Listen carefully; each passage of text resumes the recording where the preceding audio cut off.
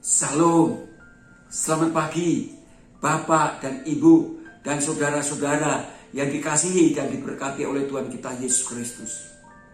Pada pagi hari ini, saya mengajak Anda untuk mendengar firman Tuhan dari kitab Lukas pasal 18 ayat 1 sampai yang ke-8.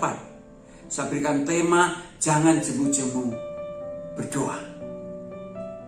Atau berdoalah dengan tidak jemu-jemu seperti kehendak Kristus yang ditulis dalam Injil Lukas 18 ayat 1 yang mengatakan, Yesus mengatakan suatu perumpamaan kepada mereka untuk menegaskan bahwa mereka harus selalu berdoa dengan tidak jemu-jemu.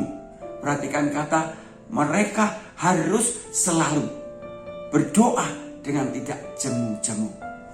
Bapak Ibu Saudara yang dikasihi oleh Tuhan kita Yesus Kristus, perumpamaan ini dikatakan perumpamaan hakim yang lalim dengan seorang janda yang minta dibela haknya. Hakim itu menggambarkan Allah, janda itu orang percaya termasuk saya dan saudara. Mengapa Yesus menghendaki supaya kita berdoa dengan tidak jemu-jemu? Di sini Yesus ingin mengajarkan bahwa sesungguhnya Yesus itu pasti akan menjawab doa-doa umat itu on time, tepat pada waktunya. Maka dikatakan ayat yang ke-6, camkanlah apa yang dikatakan hakim yang lalim itu. Tidakkah Allah akan membenarkan orang-orang pilihannya yang siang malam berseru-seru kepadanya? Dan adakah yang mengulur-ulur waktu sebelum menolong mereka? Artinya Allah itu tidak pernah mengulur-ulur waktu, saudara. Tapi sebenarnya Allah itu akan menolong tepat pada waktunya, yaitu waktu Allah. Itu yang pertama. Mengapa janda itu sampai berkali-kali ditolak, saudara? Inilah kebenaran yang kedua. Bahwa Allah itu ada kalanya menguji iman anak Allah. Iman selalu diuji. Terus sebabnya sembari diuji, kita harus terus-menerus berdoa dengan sungguh-sungguh dan semakin sungguh-sungguh.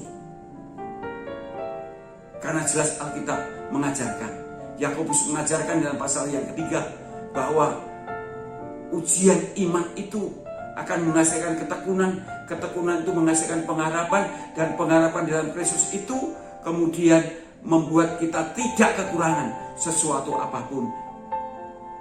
Luar biasa. Kalau Paulus berkata, pengharapan dalam Kristus itu tidak pernah mengecewakan. Kalau Rasul Petrus mengatakan, 1 Petrus pasal 1 ayat 7, iman kita itu kan diuji seperti emas yang dilebur dalam api yang menghasilkan emas yang murni, yang mahal harganya.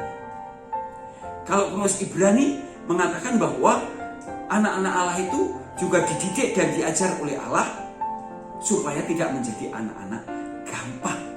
Terus harus terus menerus berdoa, terus berdoa dan berdoa dan berdoa. Dan kebenaran yang ketiga, bahwa Allah ingin kita setia sampai mati.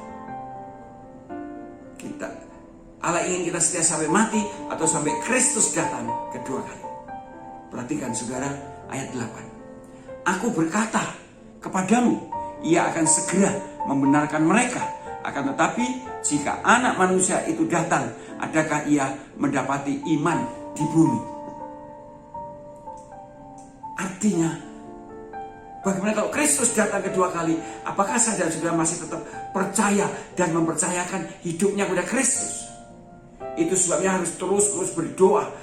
Karena apa? Karena orang yang tetap percaya dan mempercayakan hidupnya kepada Kristus pasti tetap akan berdoa dan berdoa dan berdoa dalam segala keadaan. Tetap berdoa, tetap percaya, mempercayakan kepada Yesus, dan tetap berdoa dan berdoa dan berdoa sampai Kristus datang kedua kali.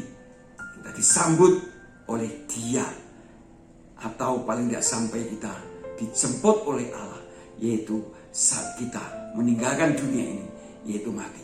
hendaklah kita setia sampai Kristus datang atau setia sampai kita mati. Amin. Selamat pagi, selamat berkarya. Tuhan bersama kita senantiasa.